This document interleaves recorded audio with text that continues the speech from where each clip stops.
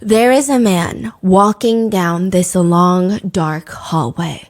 To each side of him, there's doors. And every time he enters a door, he sees something that he doesn't really want to see. It's like a curse. He keeps walking 10 steps, 20 steps. He sharply turns to his right. He takes out a jingle jangle of keys. He's got a whole set of keys. He finds the right one. This takes a lot of time, and keys are loud. So whoever's on the other side of the door, they probably are hearing him. But he doesn't stop. He jingle jangles his way until he finds the appropriate tiny little key. He sticks it into the keyhole, turns the knob right, swings open the door, and he sees the world's worst nightmare. What is on the other side of this door? His wife. Yeah. In bed. With another man. You know, I think that's kind of cute that I said that's the worst nightmare. It's worse. It's worse than that. Think about something that would change your whole perspective of humanity. His wife. In bed. With an alien.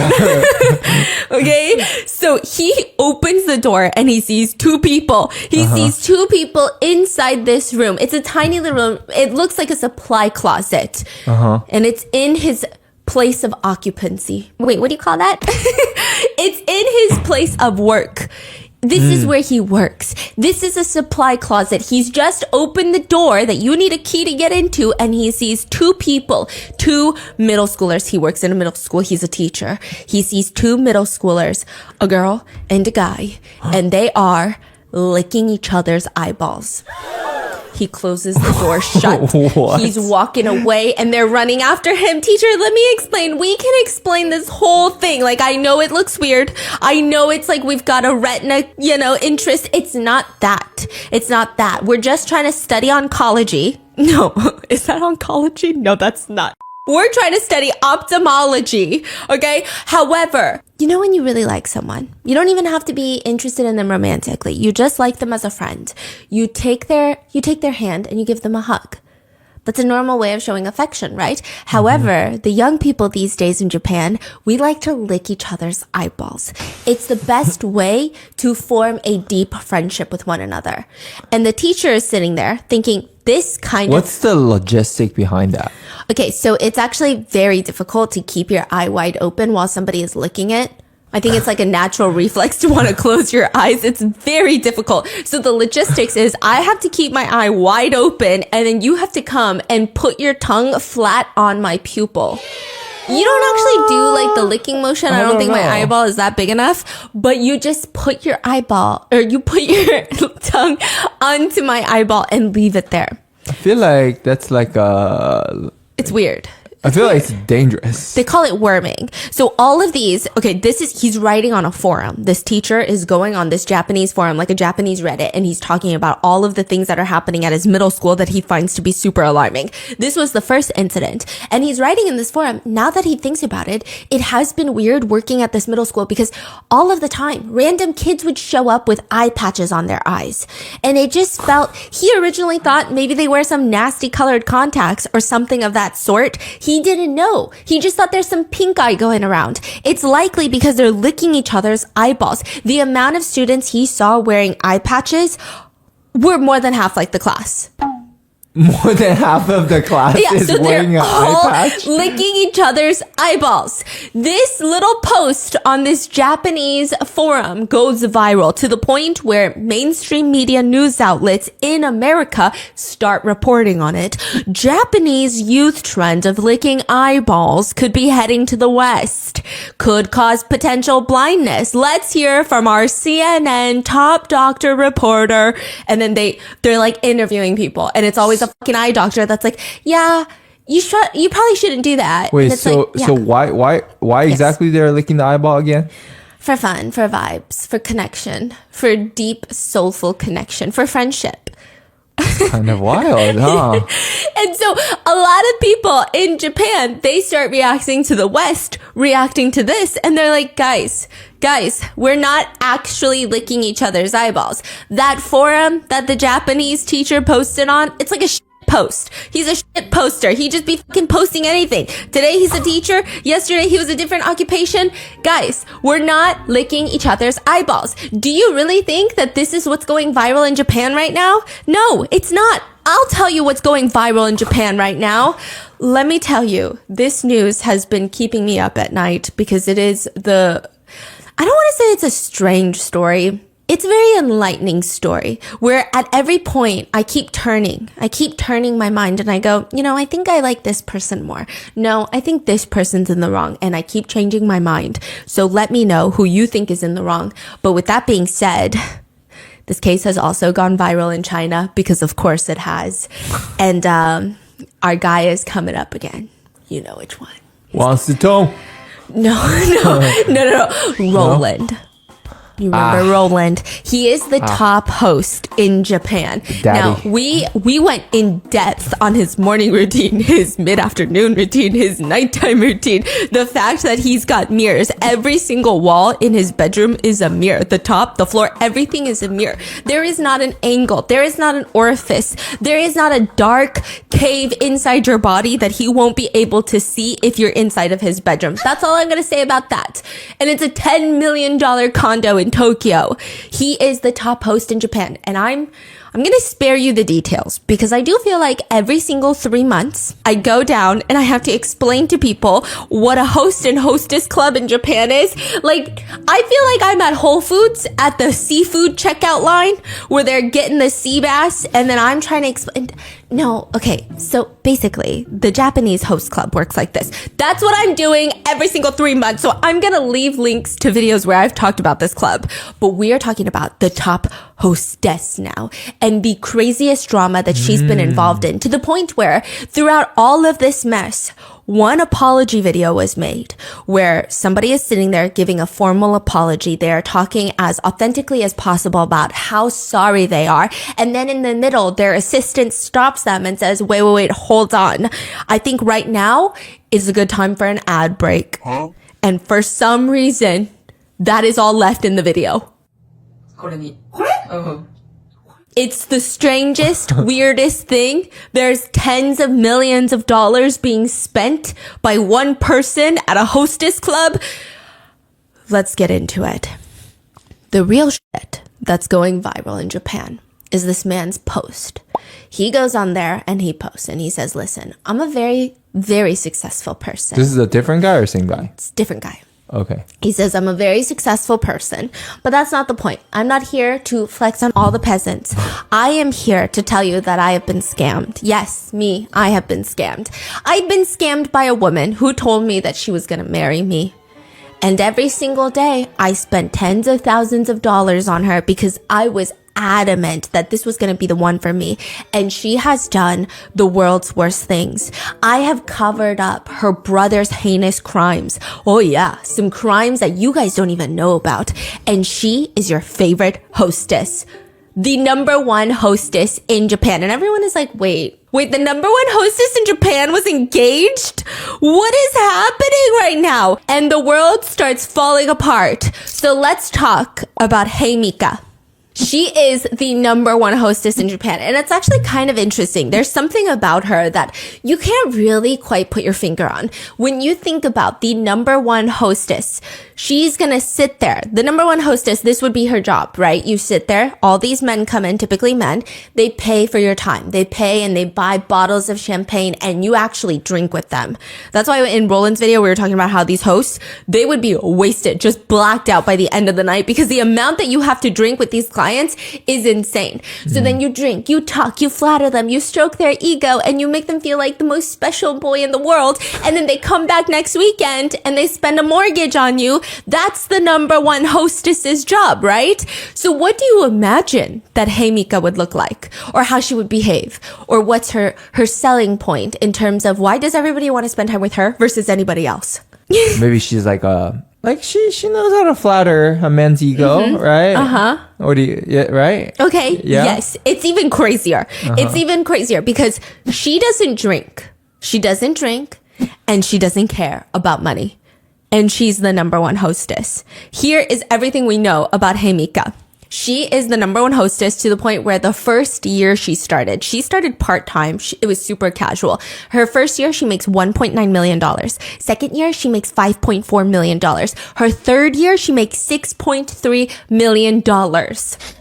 Damn. And she's 18, which means at this point in 2022, prior to 2022, you can't even drink alcohol in Japan until you're 20. So for 2 years of her career, she wasn't even allowed to drink alcohol. She's not even sharing champagne with her clients because the clients have to buy their champagne and the champagne the hostess drinks. And then add tip on top of that. She's not drinking anything. Right. So the customer can't even spend two glasses of champagne. Every time. It's just one.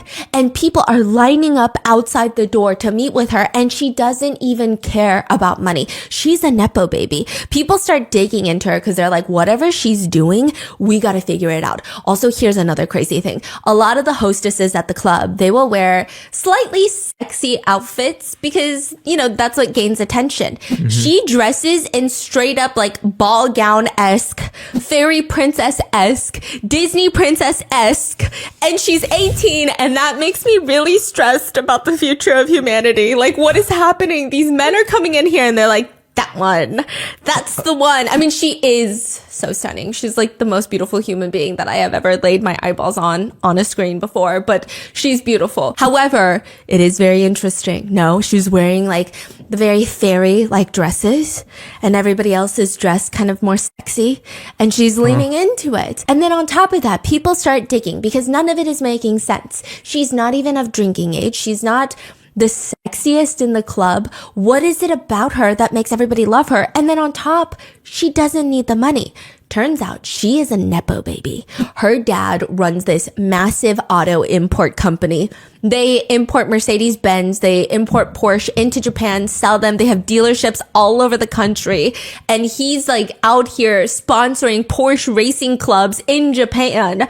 Her mom is second generation rich. So that would make her third generation rich. She literally was interviewed and they were asked like, why are you a hostess if you don't even need money? And she said, well, I mean, it's not like my family are extremely wealthy, but I never really had to worry about money growing up. I just think hostessing is fun because I get to meet lots of different people.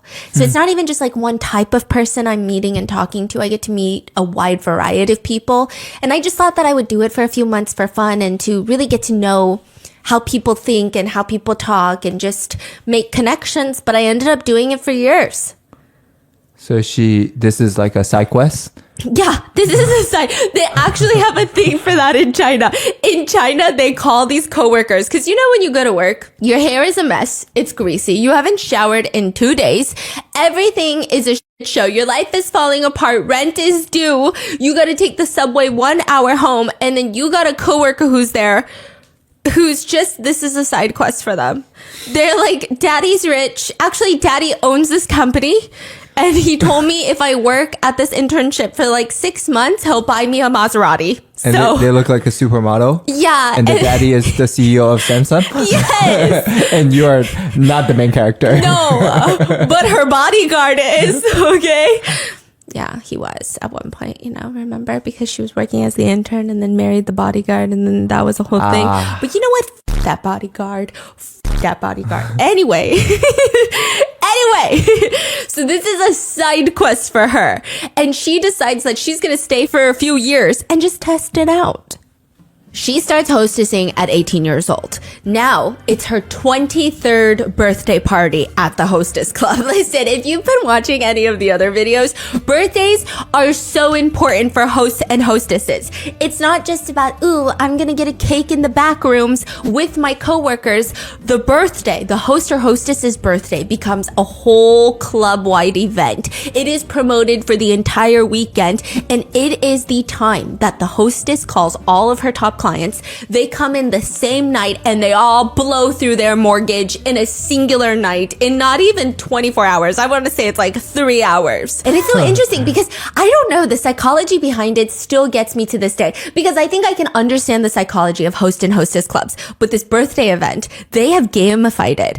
Every single hostess, they have a ranking at the bar. So if you want to go see the number one hostess, you have to pay more because she's ranked number one. So to go talk to the number one hostess, you have to pay a premium, right? But because you can see the rankings, a lot of hostesses, clients feel the need to pay more to get their hostess to the top. And then they ended up have to pay more the next time. Yes. So it's very confusing. So the birthday events, that's what every single client wants to shell out to make sure that their reign at the top stays. And for Heimika's 23rd birthday, it's a celebration that lasts 3 whole days. And she generates $3.2 million over that weekend. $3.2 million. She is at her peak. She is at her prime. And what does she do at her peak in her prime of her career? She announces that she will be resigning. She will never be a hostess again. She says these were the best years of her life. However, she feels satisfied and fulfilled as her entire journey and as a hostess has come to an end. When was this? This is in 2023. No, end of 2022. So this is October 2022. But I think she does like one more weekend or something. And then by 2023, she's no longer a hostess. But the drama that unfolds was like a month ago. Oh yeah, it's crazy. So she resigns as a hostess and people are so confused. They initially thought that she is going to become a full-time model now because prior to this, as she's hostessing, she does have an Instagram following of 1 million followers. She's constantly on these Japanese fashion magazine covers. So people thought that makes sense. She's doing this transition and she's probably the best one to do it. She looks straight up like an idol. Except a few months later, earlier of last year, so February of 2024, she comes back to announce, actually, I'm not done with the hostess life. She stops for about 1.5 years. She comes back and says, I'm not going to be done with the club. I will actually be the official president of the club that I used to hostess at. She said the CEO of the chain that owns multiple hostess clubs has asked me personally to be the president of the club that I used to work at. And she makes this whole Instagram post of, it's definitely nothing that she's ever done before. And she says, I understand that being a player in the game does not mean I knew how to manage the game or run the company, but I'm going to try my best.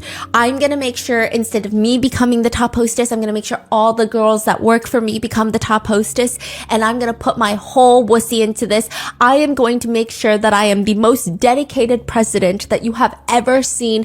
And I am going to lead this to greater lengths and higher highs. It's like the most beautiful. Honestly, if I just read this speech, I'm like, this is like a presidential campaign. It's so good. So she's not hosting. No. She's just managing now. And she has a whole switch up. She goes from wearing these fairy princess ball gowns to the hostess club as a hostess to now she's cut her hair a little bit shorter and she's wearing full power suits.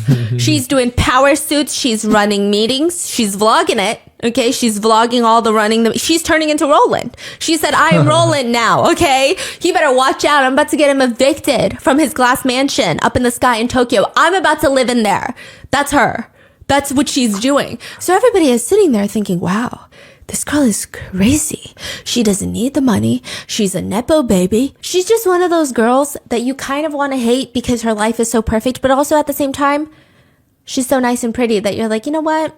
I kind of just like want to love her because she's so incredible. That's her reputation until a post goes viral on that Japanese forum where a man comes out and says, listen, I am a very successful man.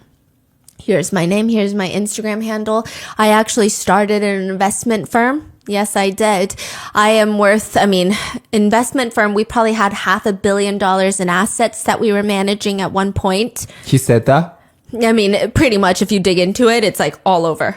Oh, this firm was managing. He founded this firm. He says, I am accusing the former number one hostess of wedding fraud, tax evasion, and lots of serious allegations pertaining to her family members. He says, whatever you think you knew about her, think again. Wait, when was this post made? August 2024.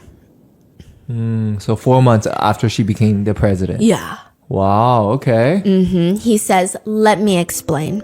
I was in a relationship with her and she had made several promises to me since our initial encounter. Since we started dating, every single day, she would tell me, that, yes, I will be retiring from hostessing so that I can marry you. And I have dedicated tens of billions of yen. Do you know how much that is? Tens of millions of dollars into her. Tens of millions? Yes, he says, I pretty much was her biggest client. I probably was funding her to become the top hostess. I'm the reason. Yeah, I made her, he said, okay? But then one day, after I spent tens of millions of dollars and she accepted my proposal to get married, she out of nowhere blocked me and ghosted me. Just left. And then I went to her workplace to figure out, hello, how are you just going to block me? And it's not like we were just dating. We bought a place together. I proposed to you. You accepted a $300,000 engagement ring from Graf. How are you just going to delete me online, which is like the WeChat or Kakao Talk of Japan online.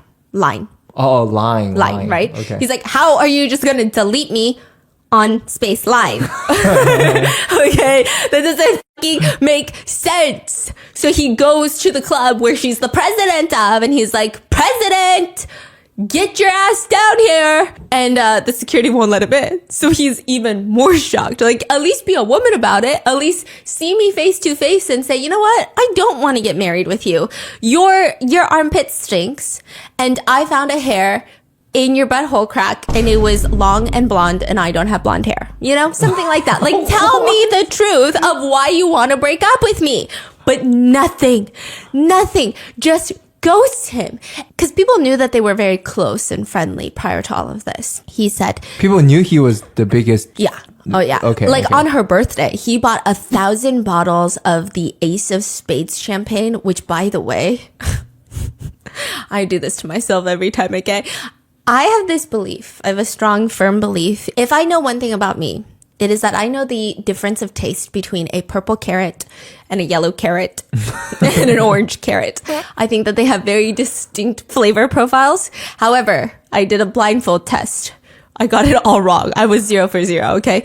And so I think it was because they were baby carrots. I digress. I had maybe one glass of the Ace of Shades champagne before. Ace of Spades champagne. I can't even pronounce it. You know what they say? My brokenness limits my imagination. That's a saying apparently in China. Your sister. Oh, yes. Like, you're too poor to even think, to imagine the world, basically. Yeah. To me, it's the Ace of, I don't even know what I said. The Ace of Spades champagne. I had one sip of it. I'm like, you're telling me this is not like that barefoot, you know, that barefoot champagne? Yeah. The little, it's like $5. Yeah. Guess how much this bottle of champagne is? Yeah, let me see. How much are those? $500. Oh, that was the price at the club. At the club, okay. Yeah. Today you can get it from me for $270. Damn. Oh, I buy it doubled for you. So you're going to be my host. Where was I? I got so distracted. Ace of Spades. Oh, okay. $500. He bought 1,000 bottles. How much is that? That's $500,000 of Ace of Spades champagne that he blew on her birthday weekend. And that's not including, he bought another one singular bottle of champagne that was worth $40,000. I don't know what they put in there. So do they drink those champagne? I think everyone in the club gets to drink it. I think 1,000 bottles, yeah, though? I think she takes home most of it. Wow. She gets to bring it home. And then she, flips it? Yeah, I think she resells it. What? Yeah. I don't get it. Like, what do you do really with weird. 1,000 bottle of champagne, right? Yeah.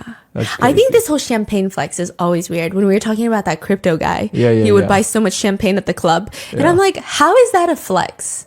I never understood champagne flex. I think it's like literally just to show off how much money you have, because who cares about champagne? Yeah. Let's be real. Nobody wants to drink champagne at that point. Yeah. They want to snort. I don't know what they do at clubs. Yeah.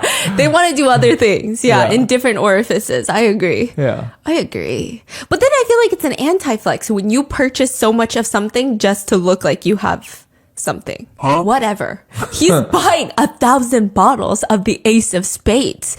He's doing all of this, and his company, he's working hard. His physical health is becoming impossible to ignore. And despite all of this, he stuck it out. Even after their breakup, she was going around allegedly bad-mouthing him. That's what he says to all of the people that knew her. Do we know what he looks like? Yeah. How old is he? He's old enough to be her dad. Yeah, but they're both of legal age. So she's 24, you said? Yes. He's like 45? Yeah, 26 years older. Oh, so he's 50. Okay. Yeah. That's okay. Yeah, that's okay. Does he look 50 or Yeah. 60? Yeah, I mean, he runs an investment firm. Okay. He doesn't look like...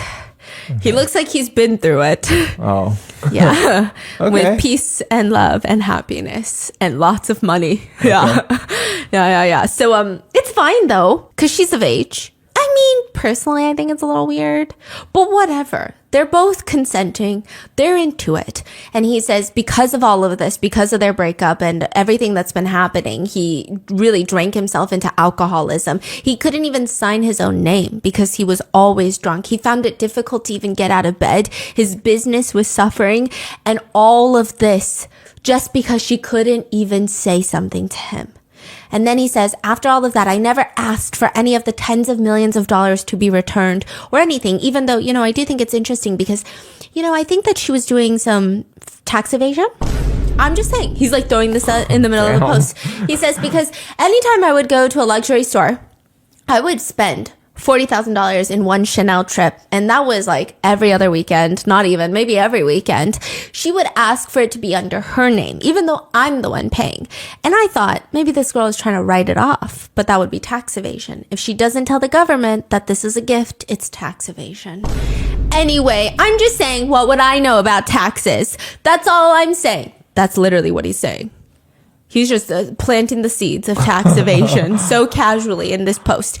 And he said, I never wanted to say anything, but recently I visited a small little restaurant it's like a hole in the wall restaurant. They got 8 counter seats. And I see her dad there. And he looks at me after everything that we've been through. I was going to be his future son-in-law. After everything, I covered up his son's crimes. We're going to get there. I paid off his son's crimes. He could have been completely canceled and maybe gone to jail, but I paid it off. I kept the victim quiet. I'm like, sir, is this a flex? Okay. I paid off the victim after everything I've done. He's sitting there looking at me up and down. I sit at the counter and I'm just behaving respectfully, acting like I didn't see him there. And he shouts to the owner, hey, what's that guy's name at the end? Does he come here often? Wait. After everything, after I funded your family tens of millions of dollars, this is how you treat me? I'm just so upset that I just wanted to put this out there so that everybody knows. It is not my intention to share this information so that I can even get some of the money back. I don't care. I just want to share this information because I don't want anyone to get duped as I have been duped. And that's the end of the post. And everybody starts flipping. So people have questions of, what do you mean wedding fraud? Like that doesn't make sense. The original post just said that she's committing wedding fraud. She's accepted the proposal, is going to get married to him, and then decides to ghost him.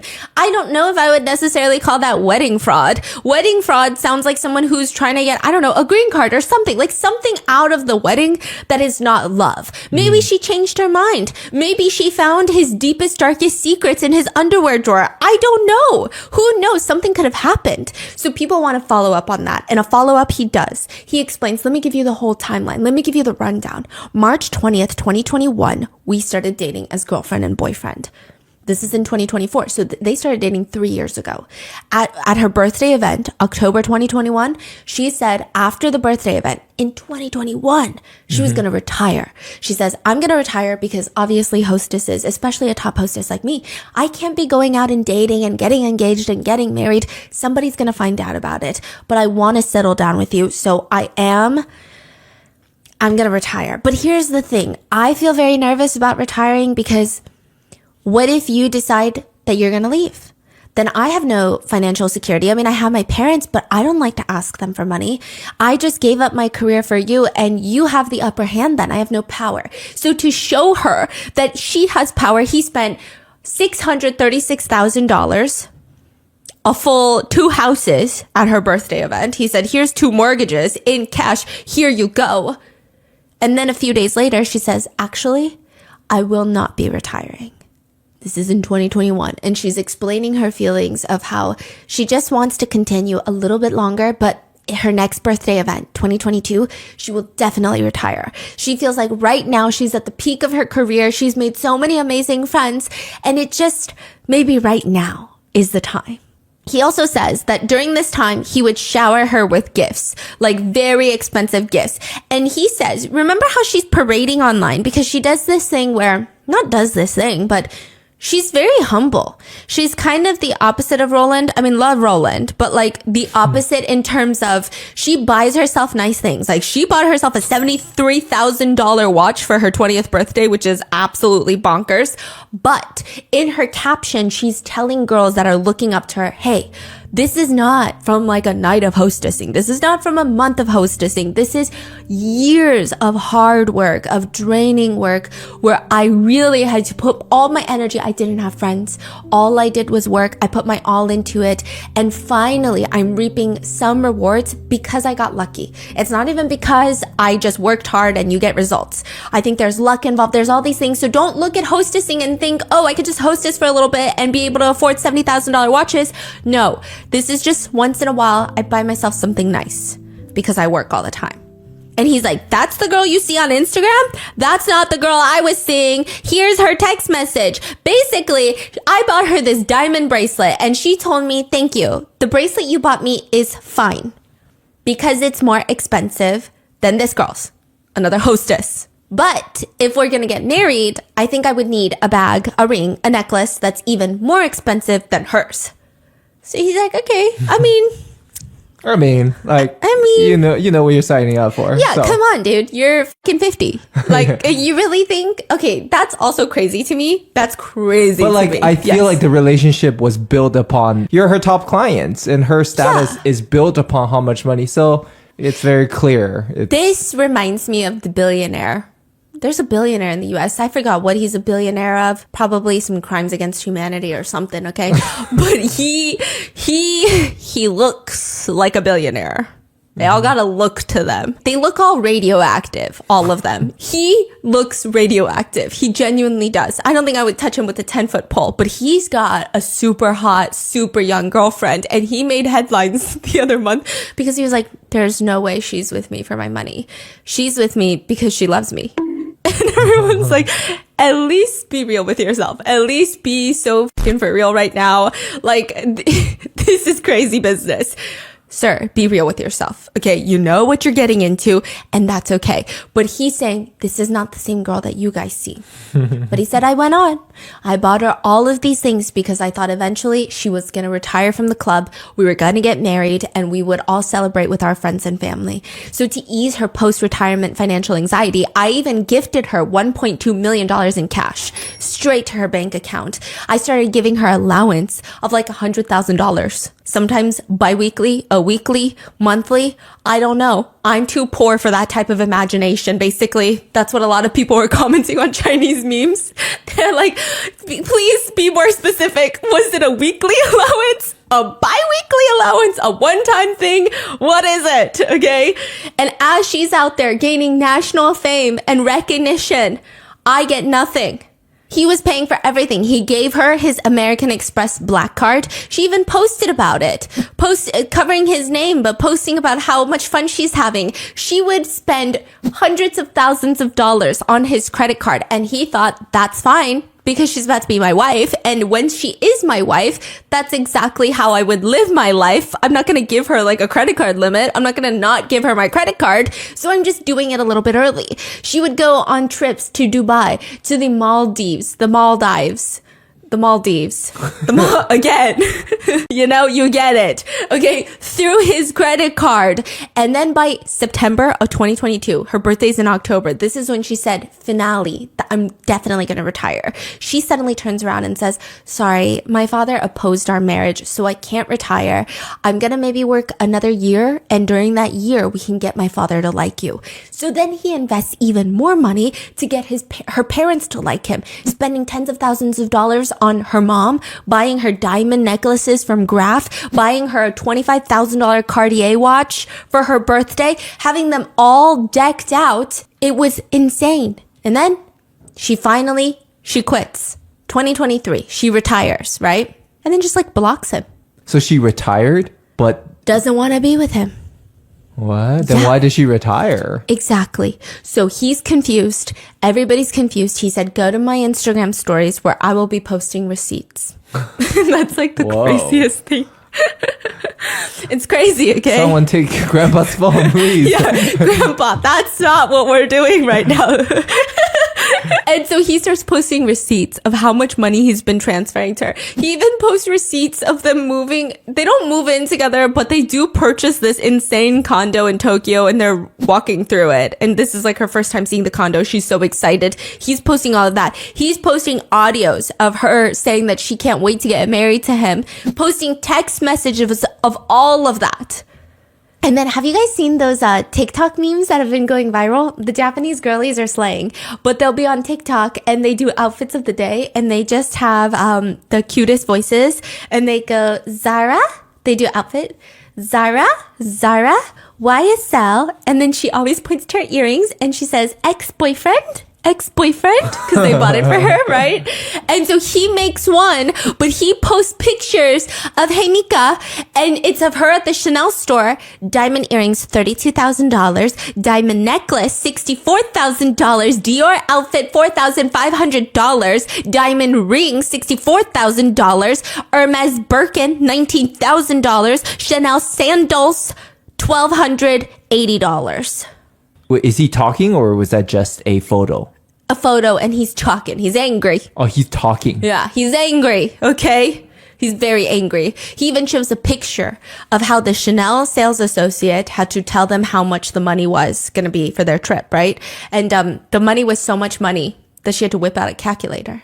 The SA brought out a calculator and said, this is how much it is. And it was just on a calculator. It was 7,119,790 yen, which is $45,600. Okay, they had to whip out a calculator because do you know how many digits that is? That's fucking But seven. speaking of, because of the conversion for Japanese yen, because there's so many zeros. Yes. Everything is It's a calculator. Okay, your meal. And then every time you show something, you have to turn your phone sideways. Your meal is $3.2 million. That's kind of rough. Wait, does the renminbi work like that? No, renminbi is 7 times. Oh, okay. Yeah. Because when I was young, I always felt... But Korean too, no? Yeah, that's why I always felt super rich when someone would give me $50. But it would be in Korean money, it'd be 50,000. Yeah, and I'm yeah. Damn, I could get bitches at the club right now. I mean, I feel at that point we can just I'll remove the 3 zeros now. It's just call it what it is. Or in America, we could add 3 zeros. That's true. And it would make me feel so much cooler. But I feel if we remove the zeros, right? Yes. It will save ink, save paper, save space. Yeah. Guys, come on. You know what's the craziest thing? This is the type of conversation he brings up while we're laying in bed and I'm trying to go to sleep. And he's like, have you thought about if we remove 3 zeros? Yeah, no, I think it's a good idea. Yeah. I think it's very valid. But I also think the US dollar needs a revamp. I think we need more color in our bills. So he says, over the last 2 years, I've been swindled out of tens of millions of dollars. And I'm just telling you, I didn't even just buy her a diamond necklace. I bought her mom a matching Graf diamond necklace. And all those things that she posts online here and there talking about, this is how hard I work and this is years of work that I've accumulated to buy this Birkin, this diamond necklace. Those were all me. He says, they weren't her, they were me. Sometimes if she didn't have my credit card on her, she would call her while she's on the trip with her friends that I paid for. And she would ask me to wire her money to buy $40,000 worth of Chanel. Everything was funded by him. Is he sad? He's very sad. It's giving like sad ex-boyfriend energy. Okay. Like, See, I don't even know why this is really a scandal. Okay. Yeah. Because when I was reading the translated version of his post, because I had our researcher translate it, and like sometimes, let me tell you, sometimes our researchers, they'll be working on some crazy ass RM cases. And then the next one, I'm like, hey, so like there's this online post. Can you translate it for me? And they're like, you know what? This is actually the perfect break that I needed. So thank you. But it's so ridiculous. Like this is ridiculous. Yeah. So it's just, the post itself is just very sad boy. Sad boy is not getting married. And everything is so detailed that it's petty. He even posts about her Graf diamond collection. So there's this butterfly collection from Graf. He says, I purchased everything. 3 items totaling over $300,000. And this is not even including like a engagement ring. Her engagement ring is this stunning emerald cut ring that was separately $300,000. He said, I got her the butterfly diamond bracelet, the butterfly necklace, the butterfly ring. I bought all the fucking butterflies because I wanted to see her fly around me, but she flew away. What the fuck? you said that? No. Oh, okay. I'm like, damn. It's kind of good. That's poetic. So, anyway, even the proposal, this is so ridiculous. He said that she wanted something really grand. So he proposes with that diamond ring, the emerald cut that I was telling you about, but everything was decked out. There's flowers everywhere. And he had to have sections for the gifts. So she doesn't even just get her engagement ring, but she gets a Chanel bag, Chanel shoes, Chanel jewelry, Chanel scarf. And the Chanel has a section, like a department store. And then she walks a few more feet and it's like all Hermes. And then she walks a few more feet and it's all Dior. And it's just like she's walking through a department store, but it's leading up to her proposal instead of her car at the parking lot. It's like Mr. Beast video. Like, Yeah. Oh, if you stick till the end, Yes, yeah. you're gonna get a private island. Yeah. And then you're like, actually, these are like war crimes. Okay. So, yeah, it's like that. It's like that. He was very upset. He wants us all to know about this. So he's posting all of this. And now it's time for Himika. Which, side note, a lot of people thought that he just was getting the wrong signals. Like, a lot of people were questioning, hey, maybe she didn't really think you were serious and she was just taking your gifts and just playing along with you, but she's a hostess. It's a fantasy at the end of the day. Like, she's got her own life. But he says, no, here's proof. And he would post all these messages where she's saying things like, I'll always be with you. Don't worry. Just like we promised. Please make me your wife. I love you. Good night. Like very loving messages. And he says, I barely saw her in person. She was always busy. I think I saw her like maybe once every other month, but she was spending my money every day. I mean, shit, dude. Whose fault is that right now? Like, I don't even think we can blame her for that. If someone gives me their black Amex card and says, here you go, do with that what you will. Yeah. I will do with that what I will. I feel like he's a little too old to be like, I didn't know. Like, yeah. I didn't know this is how, you know. I thought she loved me. Yeah, I didn't know this is how this club works. So then, okay, this is where it actually gets serious. So he says that he did help cover up some crimes. He claims that her family is not actually wealthy. So is everything. That a crime? No. I'm so sorry. It's going to be a crime. Okay. Not that it's a crime, but he's saying everything about her hostess life is all manufactured because what do men want? Men don't want women who need money. So her coming from a wealthy family that doesn't even need money, it makes it seem more genuine when she spends time with clients because it's like, oh, yeah. I really want to spend time with you because I don't even need the money. I just think you're a fascinating character. That's okay. Yes. True. So he's saying all of this was manufactured, even her personality of like, I'm working hard as a hostess, blah, blah, blah. He claims it's all manufactured. I feel like perhaps it is, perhaps it's not. Let her get her bag. And you're kind of sounding butthurt at this point. You sound like you want to be her, sir.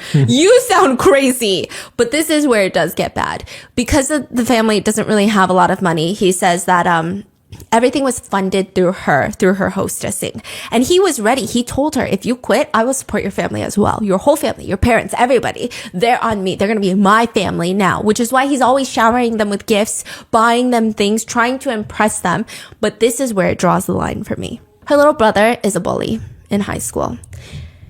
And there was a video where he is bullying a student to eat someone else's chewed food. So like he'll get one of his bully friends to chew a piece of meat and then spit it onto the victim's plate and then force them to eat it. Yeah. And then So is that like a videotape by someone? Okay. And then they would get a red bean paste like mochi, like a pat dok, whatever, and then just spread the red bean paste all over the victim's face.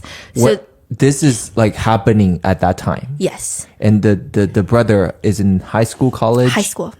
Wow. So the victim or whoever filmed this gave this to the victim. They present it to the family, the parents, like, hey, I have this victim. This is what your son is doing to my son. Like, this is unacceptable. We're going to go to the school. We're going to call the police. Like, we're not going to deal with this. He comes in and he knows if this gets out, it's going to ruin Himika's career. It's going to ruin everything, their whole family image, everything. I don't think her image should be connected to her brother unless she knew about it and condoned it. I know that that's the way it works in this world, but I don't think he should do what he does next. Yeah. Like, he should pay the consequences of being a bully. Yeah. But I think the nuance of it is that, you know, Japan and even a lot of East Asian countries, the family, you do get blamed. Yeah. Especially in Japan. Yeah. Like, so if one family member is a criminal, it will impact the rest of the family member. Yeah. So out of love for her, he goes and pays 300,000 USD to the victim's family and the video disappears.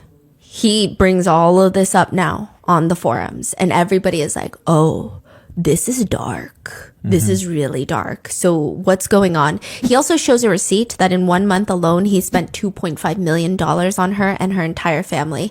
And despite all of this, he would get random messages from people that were mutual friends that would see her out and about with other men, would send pictures to him of her cheating and meeting up with other clients. So he just feels like he did his best to do everything that she wanted and he was still betrayed like this. This goes viral. Himika comes and she starts posting her side of the story where she says, this is not what you think it is. Like, I'm very sorry. I didn't want to give him that impression. And she just, it's like a very generic apology initially. And a lot of people don't like her, but also a lot of people don't like him. They don't like either party. A lot of people feel like this is a scammer getting scammed by another scammer. And like the two scammers should be with each other. He's a scammer? That's what we're getting at, right? So she's apologizing, and at first people really don't like her. And then a lot of her fans go in and they start digging into this guy because they're like, the timeline isn't adding up.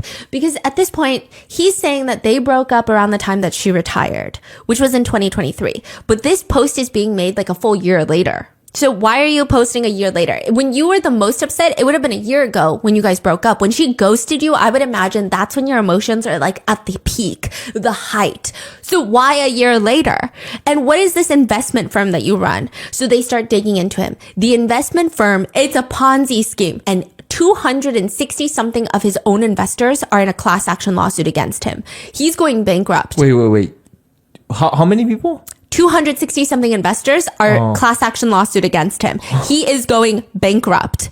Apparently, this is the way that it worked. He would first take in people's money, the original first group of people for investing, right? He never invested it. He just spent it. So then when these people want their money back, so then they bring in the second group and they say, hey, come invest. Look at how much money the first group made. They get the money and then they give it to the first group. And now when the second group wants their money back, they got to go find a third group and then a fourth group and a fifth group. And it's just exchanging monies between hostesses and the investors. They should honestly just invest directly to hostess clubs. I'm going to be so real with you. I feel like I would trust a hostess to invest my money than most hedge funds. I'd be like, I feel like you know something, okay? He also posts, this is getting really petty. People start kind of turning on him because this information comes out. He seems like a shady businessman. He seems like he's not using his funds right. So all this, I spent tens of millions of dollars. Yeah, maybe you shouldn't have fucking done that. So the tens of millions of dollars he spent is basically the other people's money. Yes. So like 260 people gave their Yes. savings to him. So, okay, 260 people give their savings to him, and they're upset that he's not giving it back like he promised. He gives those savings to Jaimica and is upset that she's not giving it back, even though she never said she was going to give it back. Right. So people are saying, who's worse at this point? Probably him, because she's scamming a rich guy. I mean, she's not even scamming. She's just accepting gifts from a rich guy under the pretense that she will marry him. I don't know. Maybe she did want to marry him, okay? But he's scamming innocent people. Oh, yeah. He's horrendous. Yeah, that's jail. Yeah, I'm like, sorry. I think Jaimica is not, right? Like, did she do something illegal? No, right? I think, okay, the only thing that gets me is the brother thing. Yeah, but that's, again, it's still not her. Yeah, that's not her. Yes. So she's not criminally... Unless, I don't think criminally. Unless she was like really just leading him on with promises of marriage. But also, I feel like that depends on where your morals stand. I feel like for me, I'm like, guys, life is so rough right now. Like, do you see the state of the world and politics and economy? You think I give a shit if some rich guy is giving all his money to a pretty girl? No. Okay? I don't care. But he's scamming hundreds of people. Yeah. Like innocent people. Because when you go to a hostess club, you have to imagine that there's a level of mindfuckery there. When you go to an investment firm, you would hope there's not. That is crazy. So he kind of exposed himself? Yes. So it's like news amongst the financial community or people who, you know, really dive deep into stonks and investment firms and stuff. But it's not mainstream news, and it's not news amongst younger people. And then this comes out and they're like, wait a minute. This is crazy. You're a scam artist. He's basically going bankrupt. But he, instead of trying to... He does address it, and he's saying like there was a lot of misunderstandings at the company, which is why he's getting sued. And a lot of the money, he's saying, hey, Mika was forcing him to give her the money because she was like manipulating him. I don't know. And that's why the investors are upset now, and he's dealing with the mess. He's almost trying to it's your company. He's trying to like implicate her as if she was also doing something shady. But it's like, it's your company, sir. Yeah, get out of here. But he keeps being petty. While all of this is happening, he's posting online, hey guys, these are pre-surgery photos of her. And then everyone is like, you know, she looks very pretty. Like it actually backfired. No way. Yeah. And I don't think it should backfire, even if they look vastly different before or after surgery. I don't think it should matter. I guess maybe to some people it's visually shocking, right? But her before is like idol already. So everyone's like, oh my God, she's naturally so pretty. And then he's like, I also paid for her boobs. And everyone's like, sir, Jeez. This is getting weird. Aren't you like 79? What's happening? Yeah, he said, I paid $17,000 for her boobs. And everyone's like, well, they must be great. So I hope she is a hostess again. I don't know. What's wrong with you? What's going on right now? He also states that she's a gambler and posts pictures of her at the casino losing money. And again, it's like... Okay, you're an embezzler. She's a gambler. It's fine. What's happening right now? Now, Jaimica, it actually gets so bad that she has to set her Instagram account to private, and she has to remove all of her past YouTube videos because a lot of people are getting upset at her day in the life of a hostess or her doing an unboxing of a luxury haul. People are just so upset with her. He also claims that the only reason that she ghosted him is not even because she's retiring. It's because he was getting hit with lawsuits. So he's saying you wanted to benefit off of everything that was happening, but then just like leave and all my clients are Oh my gosh. The way he spins it is a little more eloquent. He tries to say that his clients are in a misunderstanding. And I'm like, how is it a misunderstanding? Let me get this story straight, okay? Tens of millions of dollars is literally people's saving, right? Yes. When someone give that money to you, it's not your money. You're just helping them invest. So you take this responsibility of trying your absolute best not to lose money. Like that's and then literally you take like the fee, right? Or whatever you say. And then you take a small percentage if you make people money. It's like someone's life saving. And then you turn around knowing this, even if this girl is trying to, whatever, like wants to buy like, Yes. I don't know, spend $1 million on something. It's your job to say, no, that's not even my money. That's my client's money. So I don't have money. But instead he turned around and said, here's my credit card. Go have fun. Yeah. So he is literally jail. So when she found out that, actually, not only you don't have money, you are actually a scam artist. Yeah. Oh yeah, I don't want to marry. So I mean, come on. I mean, do you blame her for ghosting him? No, because, okay, maybe she wanted to spend his money and maybe she wanted to marry him. Yeah. But then when she found out he's a horrible person, she can change her mind. Yeah. And she doesn't necessarily have to explain herself when you're committing fraud, when you are committing literal crimes. So, he continues like that. And at this point, Haimika has to make multiple different statements. Now, this is where I do think things get a little bit weird. And I am having a hard time understanding if I'm missing something or like if the Japanese netizens are just really upset about the fact that she was doing this. I don't know, because all of her videos are getting hate comments. Yeah. Say, like, what are they saying? Well, some of them are like hating both of them, saying the real winner here are the plastic surgeons, you know, and the credit card companies and the hostess clubs that make the money. Other people are saying when a scammer meets another scammer and they fall in love. Other people are saying they're perfect for each other. But then I don't know why she is on the same level as him. Like, she did her job too well and he didn't do his job. Like, they're not the same. Yeah. I think it's always the shock of people feel like this is not who I thought She was. Oh Yeah. Right. Because she just loves spending every day talking to 90-year-old men who want to grope her boobies. Okay, that's crazy. I'm sure some of her clients are wonderful people, but you have to assume like at least a good chunk of them are trying to cross boundaries. And then some people are even commenting, turns out this whole story is an old con artist being scammed by a younger female con artist and then being very upset about it. So the reason where it does get weird is that she does post this very strange video where she announces that she's going to be stepping down as president of the club. And I think this is where a lot of Japanese netizens are mad because of all this drama. The whole club is getting a bad reputation. A lot of the hostesses are suffering at that club. They're not getting enough clients. The club is kind of being branded as, oh, go there if you want to get scammed. They don't actually care about you, stuff like that. So because of her, other people are suffering, and people initially thought she should absolutely step down. And she makes a video where she says she's gonna step down, and people are mad.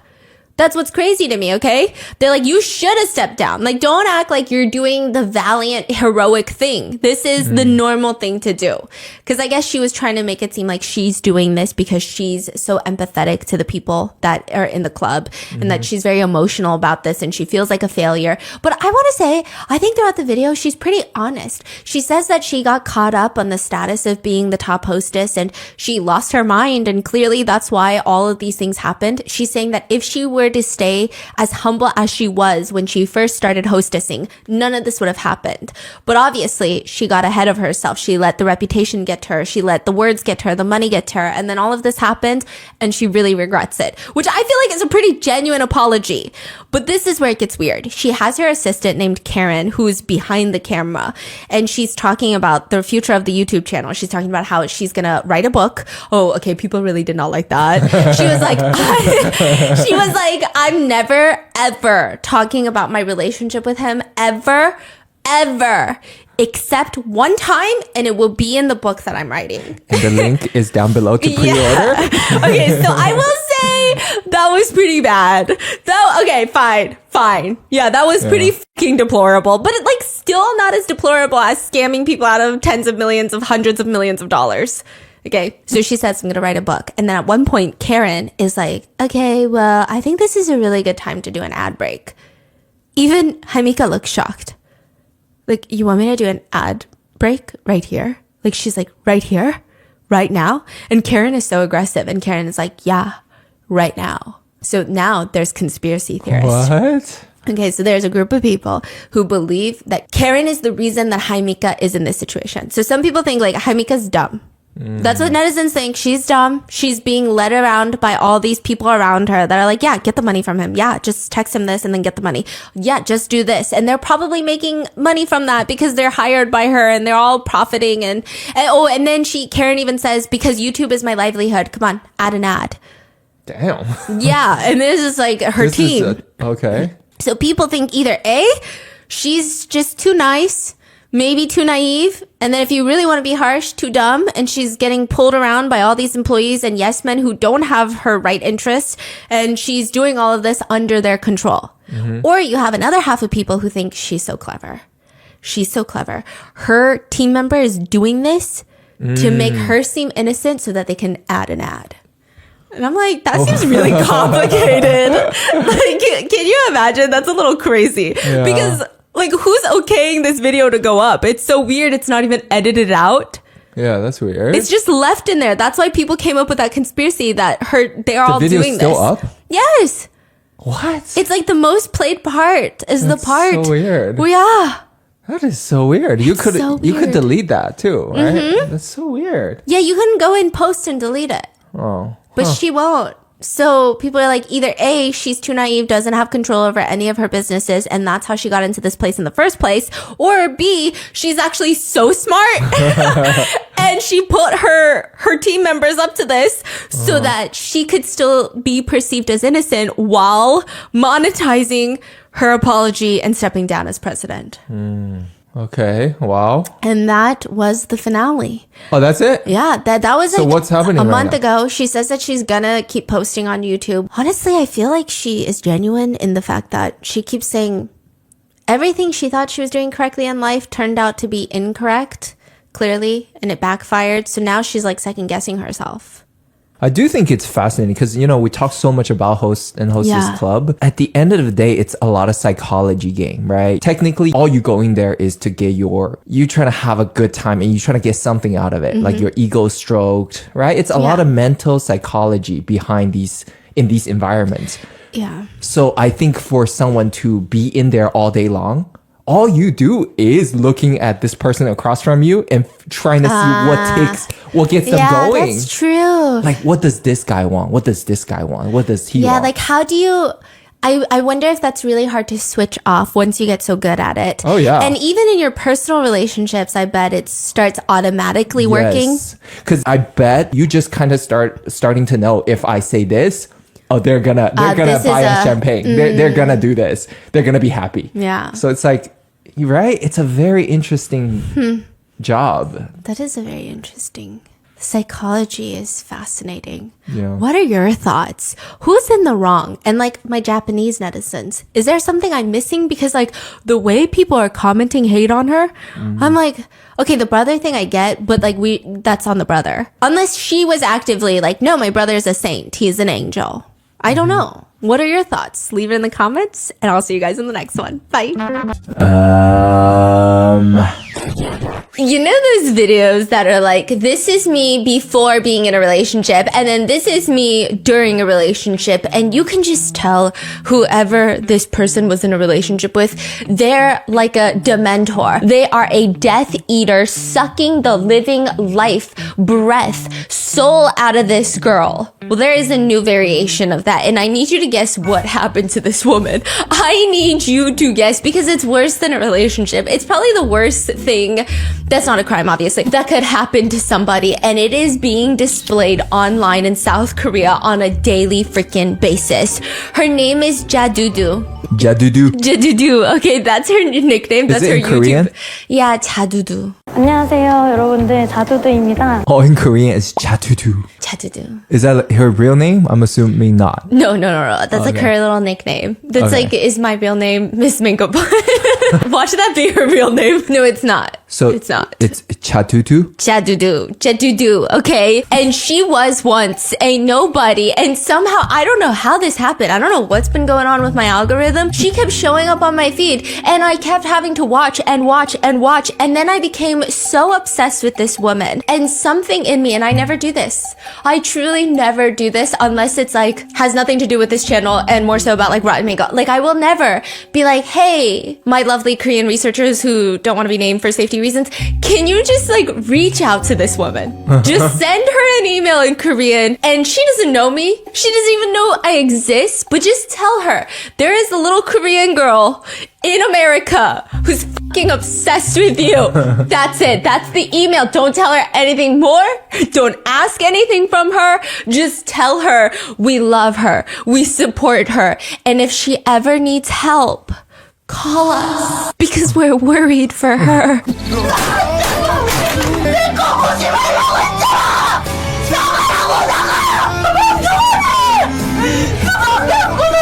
She is making me worry on a daily basis. I'm going to show you. My husband has already seen some of these videos. Okay, But I can always watch it again. No, just to give you a little bit of background, just so you know that Jadudu is a very normal person. Jadudu, when you first start watching her, she's a live streamer. She actually wasn't originally a live streamer. She was working like an office job, an entry-level office job in South Korea. And she's just an ordinary company worker.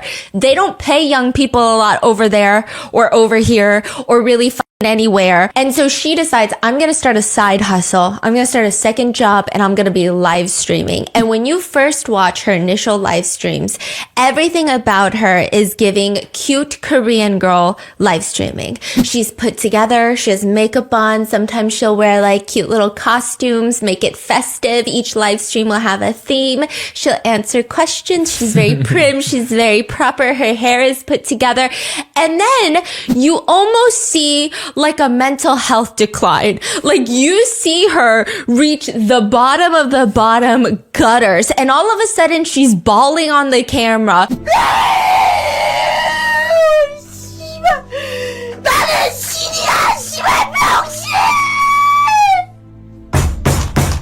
She's got no makeup on. She's in her PJs. You know when you take a really good nap and then your like hair is kind of stuck to your face because you're sweating? She's got like hair stuck to the sides of her face and she's looking into the depths of the camera and there's just snot and drool dripping down her face and she's just bawling and it feels like a human experiment. It feels like a torture chamber. Whatever is going on in her live streams, especially if you don't understand Korean, it seems like someone is holding her at gunpoint, forcing her to make these videos. It's like a human roller coaster of emotions on display. I don't think a single person, I can't name a single actress that can display the range of human emotions that Jadudu can. And nobody can because this isn't acting. This is very real for Jadudu. This is her fucking life, okay? This is her life. I'm so serious and she's very serious. And people are donating to her. And they want her to spiral. They want her to go to the deep end. I'll show you the video. So this is her when she first starts live streaming. She looks like a K-pop star. Yeah, she looks like an idol. She looks like a nice young Korean lady, okay? She's beautiful. I mean, she's beautiful afterwards, right? But you'll never understand. What she's saying right here is not so innocent, okay? This one question is gonna fuck up her life. And it's the innocent question of, should I try margin trading? Margin trading. That's crazy. This is before.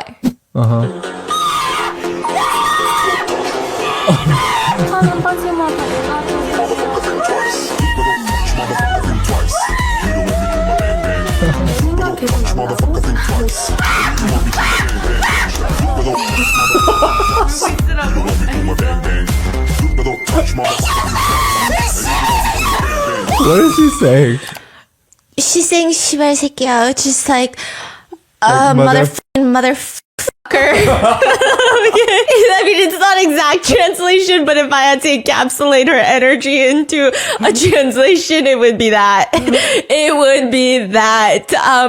And so this is the beginning of what I would like to call a mental health experiment into the dangers of crypto trading. We see a lot of guys go into crypto trading, and I see a lot of like Reddit stories. Wait, crypto or margin trading or stock trading? Both. Oh, she does gets crypto. into both. Oh, She does everything. She does too much. And I mean that with love. Genuinely love and like happiness. She needs to calm the fuck down.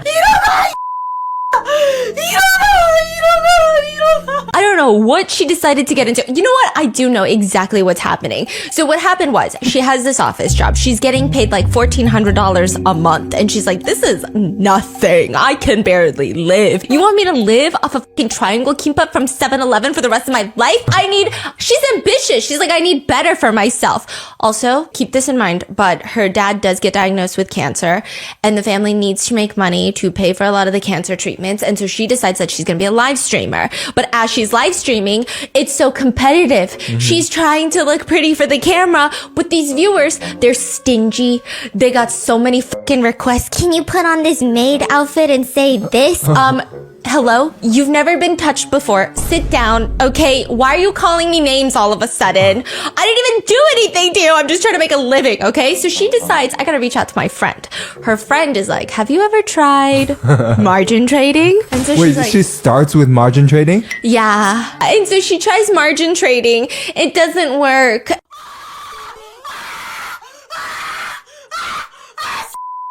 And so then her friend is like, you know, what's easier than margin trading? And a lot safer. And you'll probably do well. Crypto trading. Oh my God. And so she goes into crypto trading. And the way that she live streams crypto trading, I've never seen before. I see a lot of guys in the United States that are day traders and they're all like, Hey, you don't work hard enough day trading. Let me show you what working hard means. I brought my computer to Italy. So right now is 9:58. I woke up before. I already made 25 grand. I'm in the south of France, 24 grand up. Beep boop bop, beep bop. I just made another 70K. If you want to make $50 bajillion in the next 12 hours, sign up for my course, brother. I know, you know, the bitches love money. Like, that's the vibe that a lot of these live streamer crypto traders in the US have. This is a vibe that I've never encountered before. I think her version is more real version. What happens when you start day trading? Yes! Some people were using this before and after of her vastly different live streams.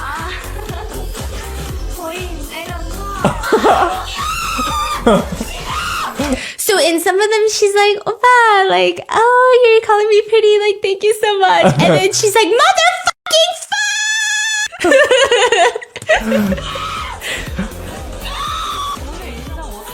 Oh my God. What is she doing? What is she doing? She said I'm a fucking god. So anytime she makes a little bit of money, like she'll be up $5. Yeah. Okay? No, Jadudu literally melts my brain. Every time I think about Jadudu, I go into a coma. Okay? She will be fucking screaming at the top of her lungs. I'm a fucking god. I'm a fucking legend.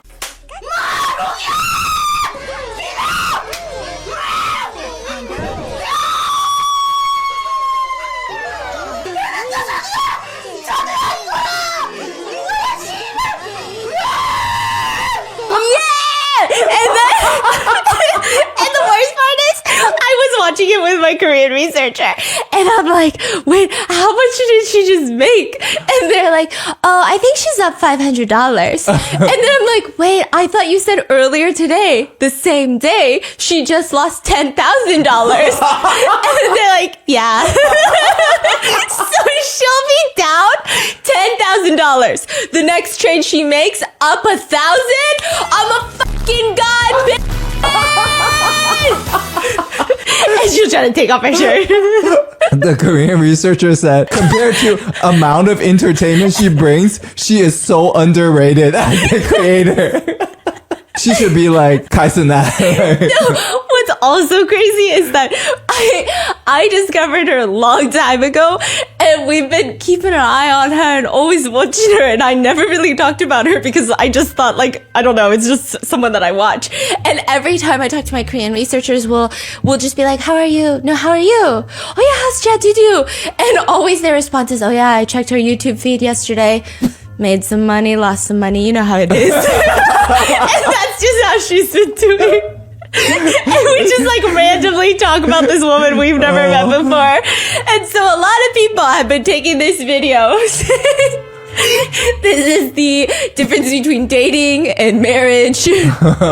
Some people say no amount of watching YouTube shorts prepares you for something this intense to come up on your algorithm. And there's this one part where she literally makes money. And so she's screaming, I'm a god, I'm a god. And then instantly the chart starts going down and she goes, I'm a fucking idiot. I'm a fucking idiot. She said, I'm a god, literally? Yes.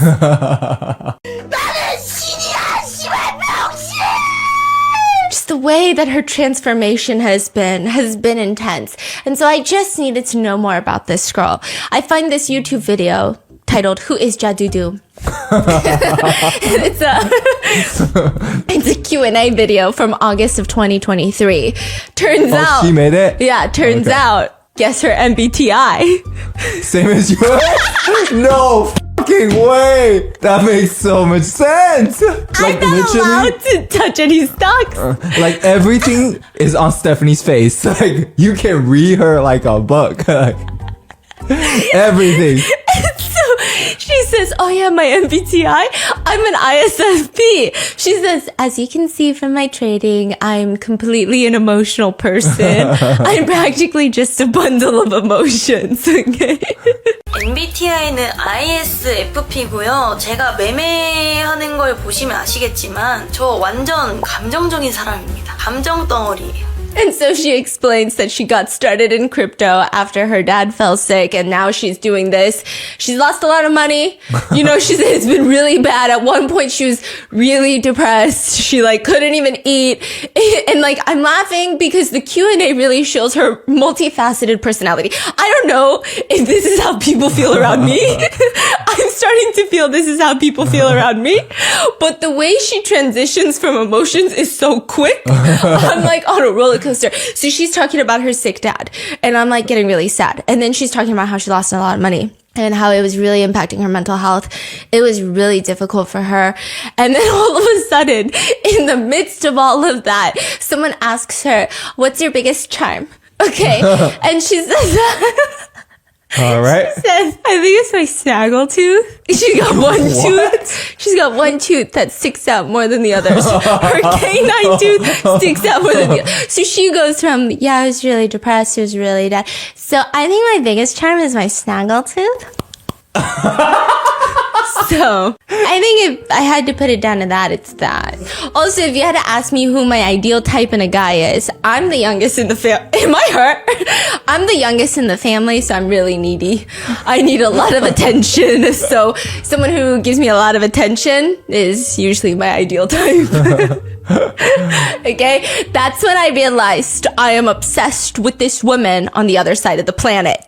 And the way that I found her is not because she's selling crypto courses. It's not because she's so famous on YouTube. I actually discovered her from a YouTube short where it's the dangers of investing in cryptocurrency is the title of the YouTube short. And you know how people like to make it very educational and everyone's like, oh, well, cryptocurrency, it could crash at any moment. You don't really know. It's not really regulated. We don't know what the fucking feds are going to do. They're saying all this She is sitting there, and this convinced me, I'm never touching any investment, okay? It's all you, boo-boo. She is sitting there, shaving off her eyebrows in silence, staring at the camera, shaving off her eyebrows. Why? She lost all of her money, and a viewer said that they would pay her $800 to shave Oh my god, no! She got the shaving foam. Oh my god! And she starts shaving off her eyebrow. Yo, are we allowed to laugh? Yeah, I think so. Also, she does know us, by the way. Yeah. We've made the connection. Yeah, so I feel like she's okay with us laughing. Yeah. Maybe we'll bring her on the on the channel. Yeah, maybe we'll just like invest with her. There's this one clip of her that replays in my head right now. Because I was like, oh, is she going to understand what we're saying in this video? First of all, she speaks English, okay? Because there's this one clip of her where she goes, why so serious? Someone asked her, why so serious? And she goes, why so serious? Why not? Why so serious? Why not? Oh my god. So good. I cannot believe this woman is real. And she's so unserious. She was on this very formal interview where she's like not day trading currently. So she's like, you know, all dolled up. Interview with who? Like a little news station. Oh, wow. Yeah. And she's like sitting there prim and proper. And I don't know what the fucking interviewer was thinking, but the interviewer was like, hey, did you just lose money right now? Look at the chart. And she's like, yeah. She looks very anxious. And then near the end, she's just holding up the clip of her screaming into the camera. Okay, and she's just, to my future husband, I just want to say, this is not me. I don't know this person. This is not me. 이거는 내가 아니다. 자기야 이거 나 아니야. 이게 나야. And this is the type of energy that Jadudu has. But I need to tell you more because one of her most viewed videos is titled just Bitcoin. It's all liquidated. I don't even know what that means. But for most Koreans, this video is actually titled The Dangers of Bitcoin. That is how it's been circulating on Korean social media.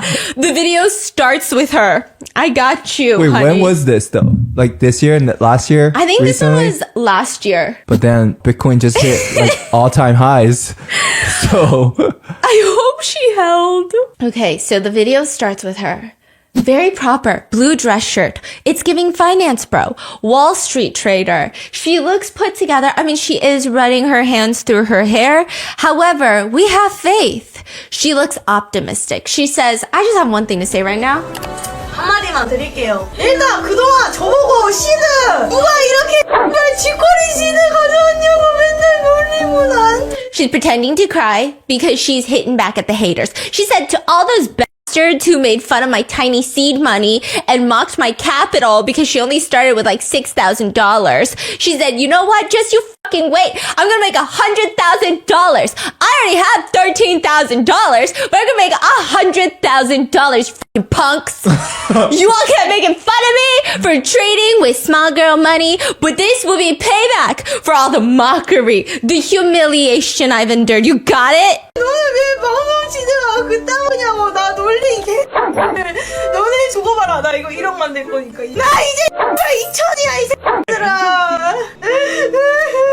이 씨발 새끼들 맨날 나한테 소녀시드로 매매한다고 나한테 맨날 개꼽 주다가 너네 시드를 봐. 너네 지금 시드를 봐.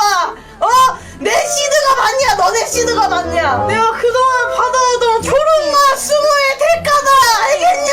She takes a quick little break and she comes back wearing a cute little blue sweater. And just like me, I think blue might be our color.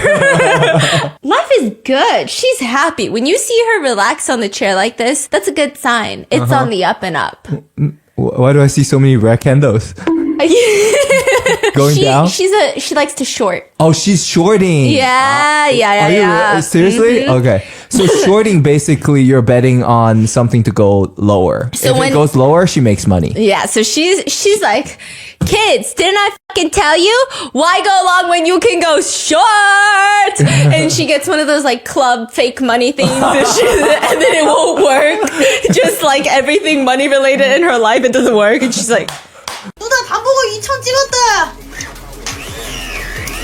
아이 씨발 왜 안 돼 이거. she cusses a lot. She's like, why doesn't it work? Okay. She's like, whatever, you get the point. Okay. She's in a good mood. She's rocking in her chair like Auntie Bev, like swinging around in her office chair. She's making jokes. She said, someone just asked in the chat if my boyfriend's a whale. Now, side note, whale means like a big boy in crypto. It means you hold enough stake to influence market prices, correct?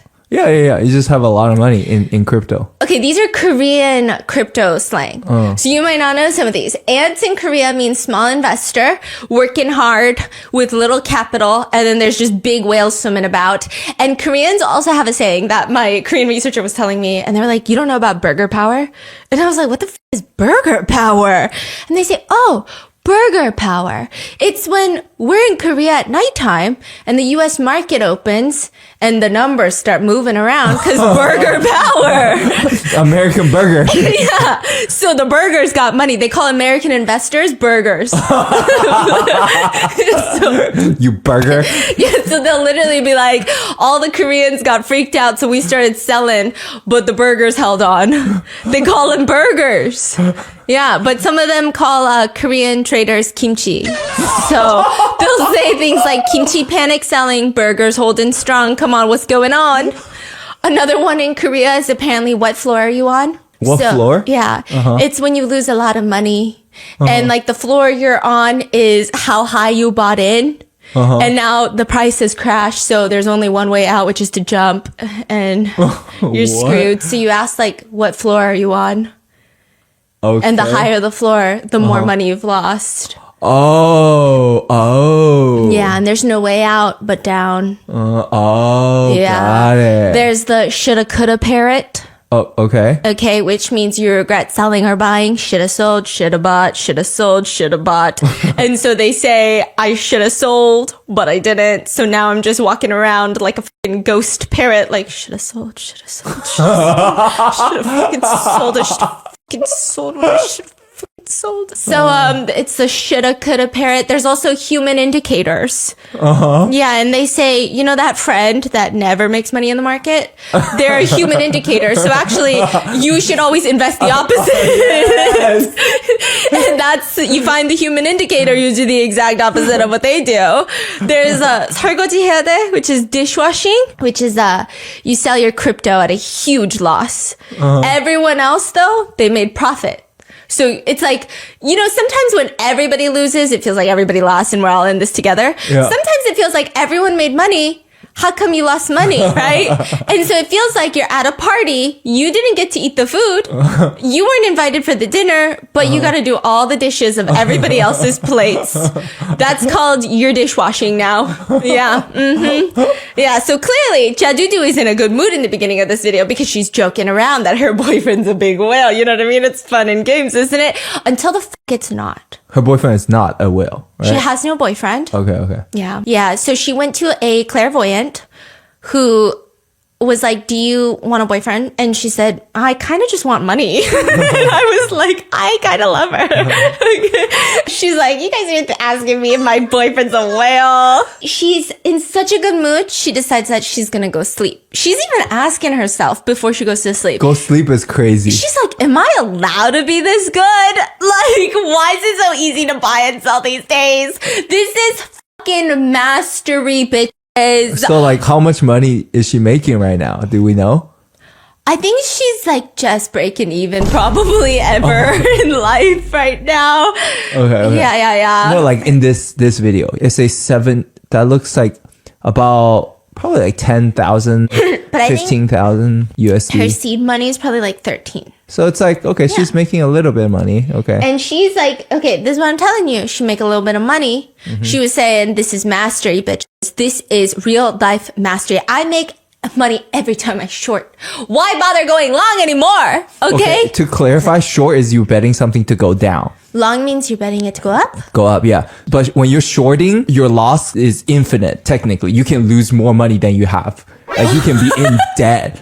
Regular trading, like long, you just lose 100%. Lose everything. Like the money that you invested, you lose. Yeah, but when you're doing this, shorting, you can go in debt. Like, So it's literally gambling. no, it's worse because most gambling, you don't go in debt. Oh. Yeah, so like she's like, I'm gonna do this and I'm gonna go to sleep. Okay, I didn't realize that was a bad thing. I was like, It's why crazy. wouldn't she go to sleep? Okay, so she goes to sleep. That's crazy. Now, mind you, we're looking for more red because she's betting it's going down, okay? You see the green? It started going boom. God damn. Oh my god. 야, 아니 이게 맞아? 나 지금 방금 일어나서 나 내가 차트 잘못 본 줄 알았어. 아니 이 개새끼는 왜 계속 테더를 입금시켜가지고 아 이거 10만원 한 번에 먹은 거 한 번에 뺏기게 생겼네. 아니 자고 일어났는데 앞다리가 씨발 그냥 천불이 올라가 있는데 말이 되냐고. She's saying none of this is making any sense. She's like, how do I just go to sleep, wake up? Is this correct? Like, how does it make sense that I wake up and it went up $1,000? She's like, fuck. I should have gone long. Why did I short in a bull market? Who keeps pushing this shit up? Where's the correction? Why is this happening? Okay, and then as you see the green bars go up and up, you see her mental state decline and decline, and she starts getting a little bit more angry. Oh my god. Oh 아래로 my 내려가면 god. 진짜 멘탈 다 깨질 것 같은데. She said her mental state is about to crack. It keeps going. 이게 말이 되냐고. 아니 잠깐만. She said, hold on, does this even make sense right now? She's freaking out. She's running her hand through her hair. Oh my. Oh. What is happening? Oh my god.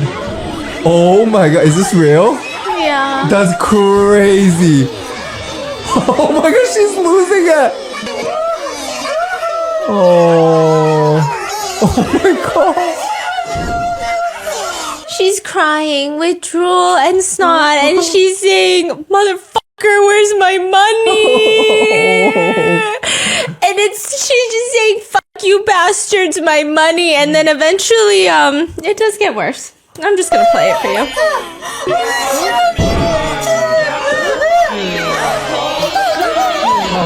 Basically, she sold to cut her losses, And it came down, and right? then it started plummeting. Yeah, so basically she's saying, okay, if she waited a little longer, she could have made some money back. Yeah. This is like exactly what happens when you start doing these type of investments. Yeah. Oh my god, it came down. It came back. Oh my god. Oh, and then.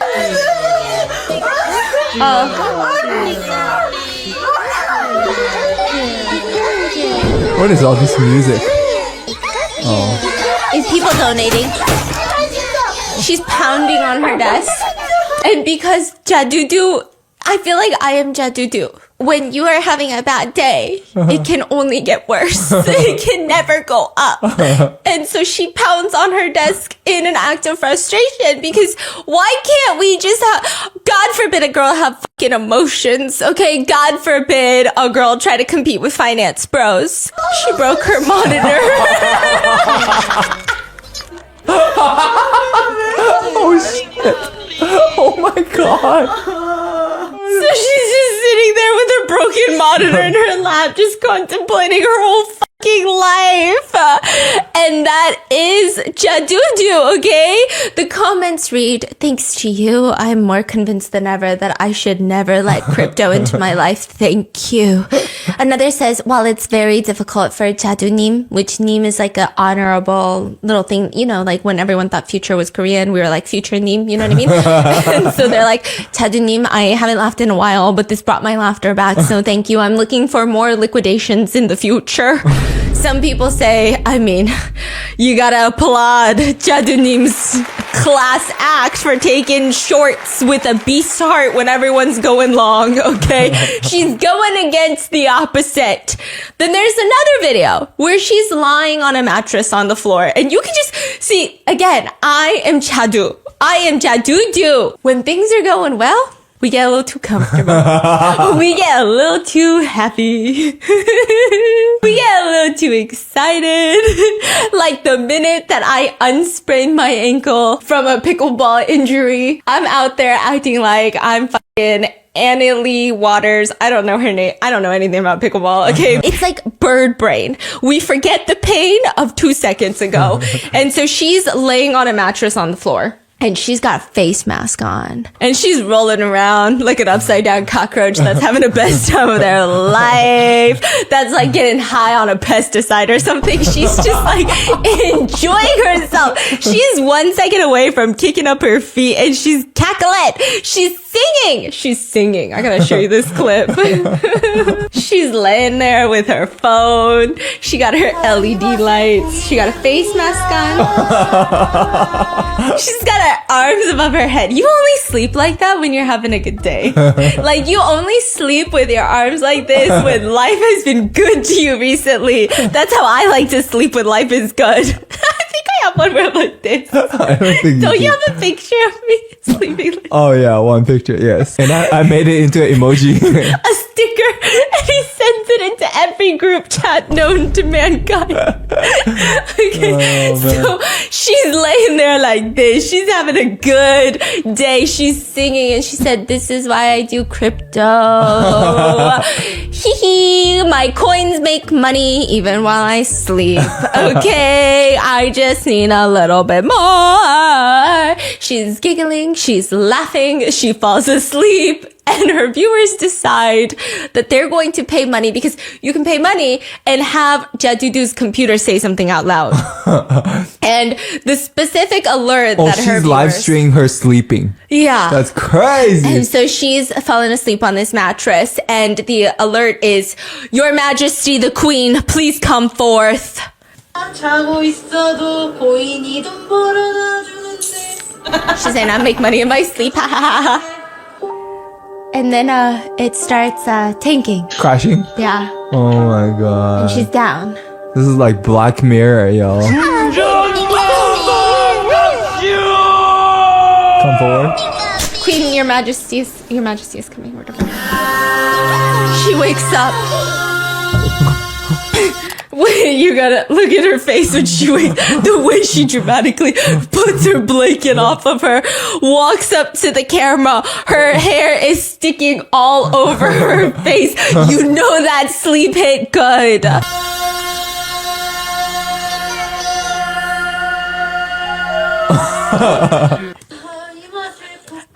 Yeah, and so the comment says she needs to bow deeply to whoever gave the alarm donation.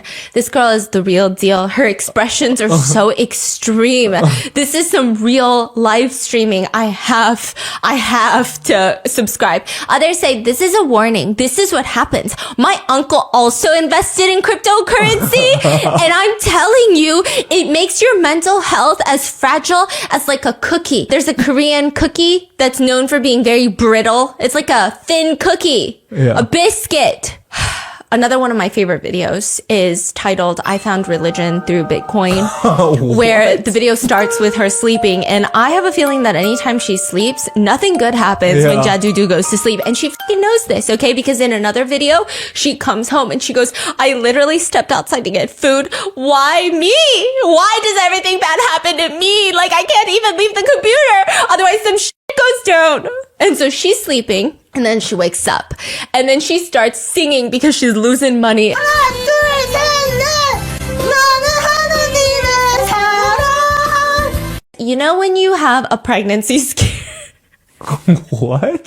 I feel like this is not that niche, but when you have a pregnancy scare and you're really not ready to be pregnant, and you grew up in a religious household, but you have not been religious for a long time because you have religious trauma. Yes. But then you sit down with a little pee-pee stick in your hand and you say, "Dear God, I'm gonna go back to church every Sunday. I'll be right there singing along. God is good all the time. All the time, God is good. I'll be there. Just please hit me with the negative. I'm begging you. I'm gonna die. Help me!" That's Jadudu. She starts singing to God, and the graph keeps going down. 부처님 죄송해요. 아 진짜 잠깐만요. 아 죄송해요. 아 부처님. And then she's like, "You know what? Fuck this. I believe in Buddha now." She changes religion. No Midway through. Yeah. So she's like, "I'm sorry. I thought I knew a God. I know a different God now." Did she say Buddha? Yeah, she's like, "I'm going for Buddha." And the chart goes up? She prays that she will not go to church. 야 교회 아니다. 교회 아니다. 야 하나님 아니다. 부처님이다. 야 이 집이다. 이 집이 기도 맛집이었다. 나 내일부터 교회 안 가. 나 앞으로 부처님이 된다. 가자.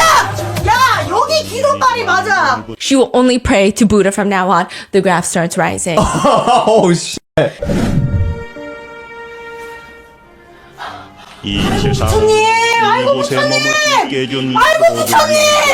And then so she starts praying harder. Buddha, please listen. Okay, this is like an earnest girl's plea. It's really hard living a life as a girl. To make a living. It's my sin of being too greedy. It's my sin of not cutting law. And then the chart starts going down and she starts getting on her knees. 이 소녀의 간절함을 들어주시나이까.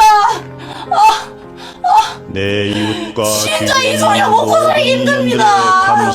다 저의 죄입니다. 제가 욕심이 많은 죄입니다. 제가 손절을 안 한 죄입니다. 제가 스위칭을 한 죄입니다. 내 생에 저의 죄를 너무 잘 알고 있습니다.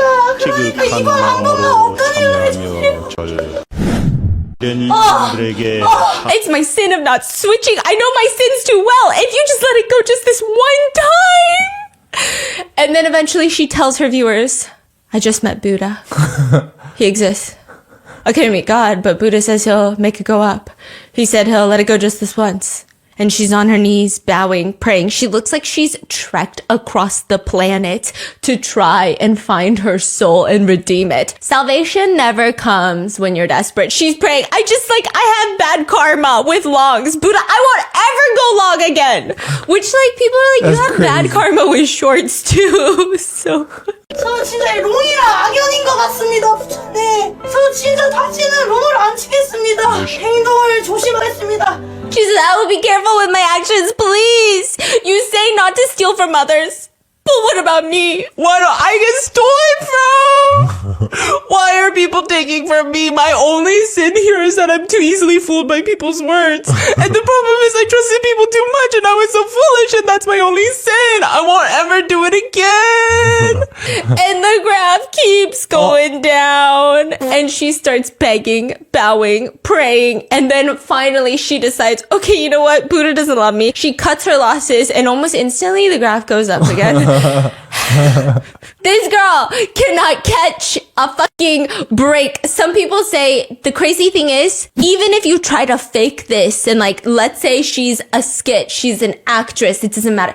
The timing on this, it doesn't make sense. You can't even, this is her life. This is her life. You know those people? I'm those people where it just never goes the way as planned. Never. That's her. But sometimes when she does well, she living large.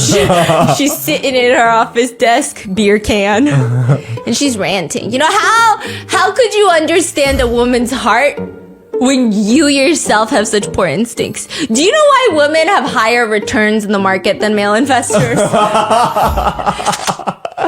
You're laughing too hard. Why are you laughing? I'm just kidding. No, she's so funny. She's like, you know why? And everyone's like, ooh, let's maybe... Jadudu, I don't think it's women. I think it's you, Jadudu. Okay, she says, it's because we have quick instincts. And everyone goes, coming from the woman with the worst instincts? We know how to read the charts. You know, we ride the flow. The flow. The screen shows she's down another 1,000. She says women have better returns. Meanwhile, she's got the worst returns.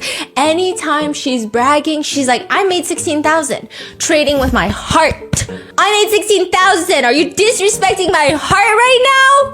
This is what being a trading god is all about. You know, this is the heart trading god method. You long obsessed people who trusted BlackRock, you're screwed. I shorted it. I shorted the stock. I shorted it. Chart goes down. She says that feels good because she shorted it. So she needs it to go down. She's like, feels good. Feels good being right. And at the end of it, she makes $2,000. Mm-hmm. But she had lost $14,000 earlier that day. So the comments are reading, truly, she's the only one that can celebrate when she makes 2K after losing 14K. Yeah. Buy high, sell low.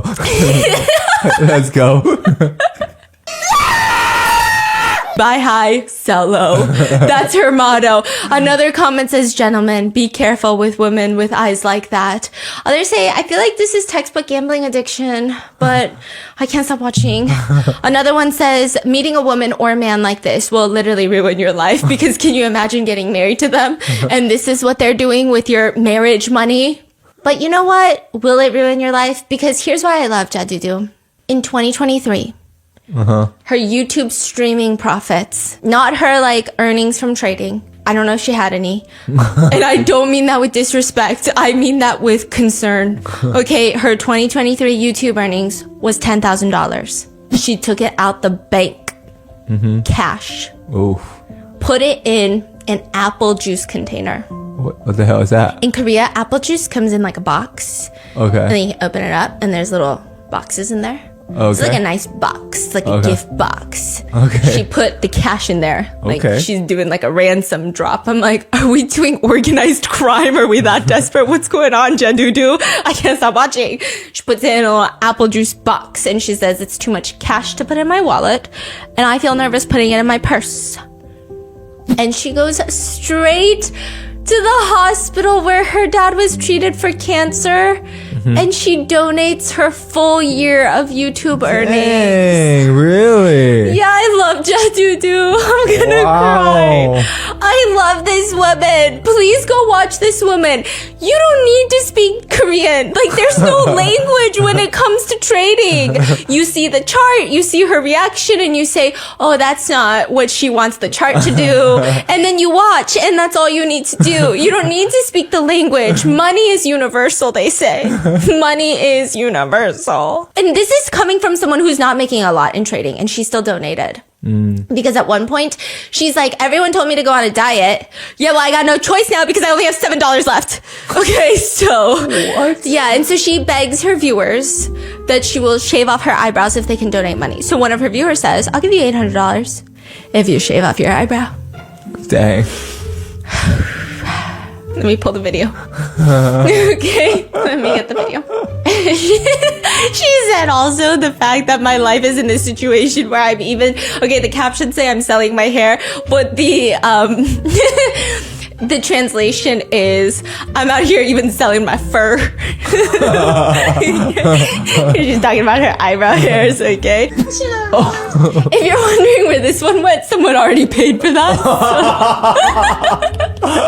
So She sold them separately. yeah, but actually she sells them in halves. So actually she only shaves like the half of that. She's auctioning. In fact, she's selling people, hey guys, since I'm already doing it, can we just get it in one go? Is anyone else gonna give me money for the other half? And nobody offers. So that's why she's got half left over. 아니 진짜 이거 진짜 저 오른쪽 눈썹 한 800불만 쳐주시면 안 될까요? 진짜 원금이라도 찾고 그럼 저 진짜 앞으로 따박따박 입절 열심히 하고 앞으로 꺼더락 안 거리고 진짜 매매 열심히 하겠습니다. 왼쪽 눈썹 안쪽 반절 지금 밀어버리면 바로 팔려. 예? 아니, 선생님 그러면 일단 선입금 해주시면 안 될까요? 저 진짜 바로 밀게요. 와 이걸 진짜 보내네. 아 야 일단 트레이딩 폼 좀 가져올게요. 아니 혹시 나머지 반쪽 혹시 가져가실 분 안 계시나요? 한 번 밀 때 그냥 다 밀어버리게. 하다 털까지 팔고 있네.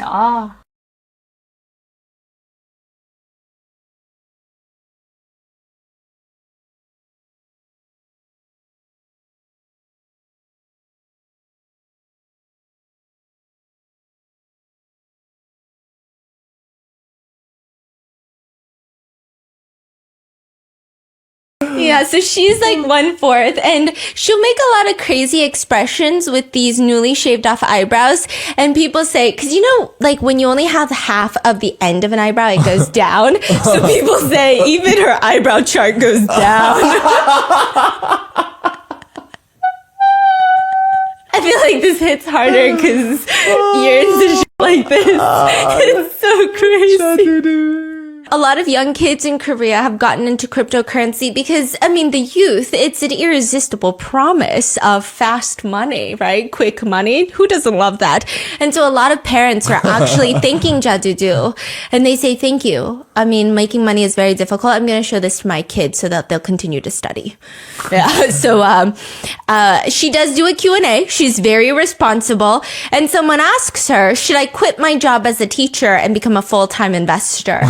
And she tells them no, and she gives them a very well thought out explanation of, when you're investing, you just become a little bit more desperate because your job income starts feeling like nothing. Like you need to manage risk through your main job. And it's like a very serious conversation. Meanwhile, all the comments are just linking Jadudu's own videos. They're like, Jadudu, this is not how you convince someone not to quit their job. This is what you do. So then she posts another video, and it's just titled, I will stop investing in coins now. She's wearing a pink shirt, sitting at her desk. She is talking about how she made money off of Bitcoin, and the way, you saw what happens when she loses it. Also, Jadudu, why? What's going on, Jadudu? What is going on? What is that? She's just losing her mind. I love her, okay? So this is what happens when she makes money. Plus 4.7 million won. How much is that? Like a few thousand. Oh, yeah. she made a few thousand. She made a few thousand. Yes, and if you think her losing money is dramatic, her making money is equally dramatic, okay? What is she doing?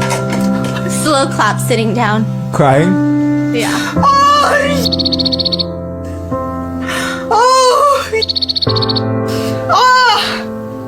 팔았다. 너무 힘들어서 못 버티겠어. 나도 혹시 뭐 이거를 해보자. 진짜 제가 사실 너무 힘들어서 이거 사진 보기가 싫어가지고 못 버티겠어 나. Like she's so happy.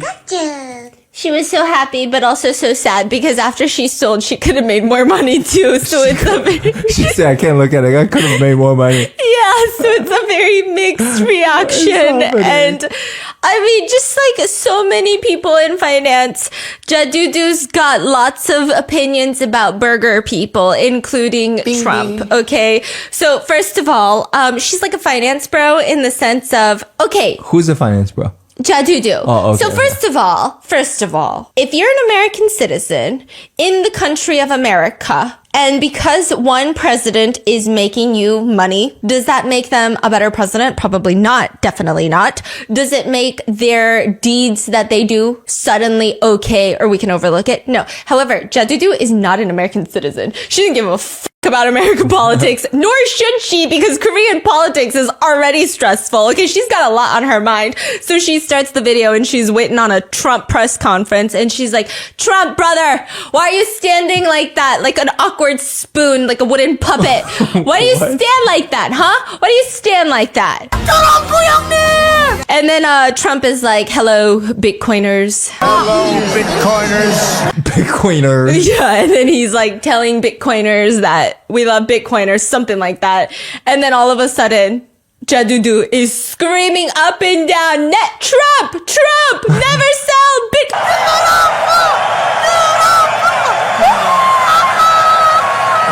She went from, why the fuck you stand like that, you weirdo? Why you built like that? To, holy shit, America. Yes. Okay. Cause she's got Bitcoin and she needs to make money off of her Bitcoin.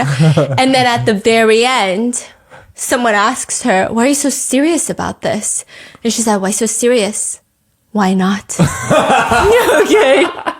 Why so serious? Why not? That's all I can tell you about Jadudu. She's also made a trade based off of a fortune telling that she went to. And really the only thing that I can describe what watching Jadudu feels like is this one comment left on her page. Mm-hmm. And it just reads, I am most worried about you. And that is my experience watching Jadudu. I'm very concerned for her.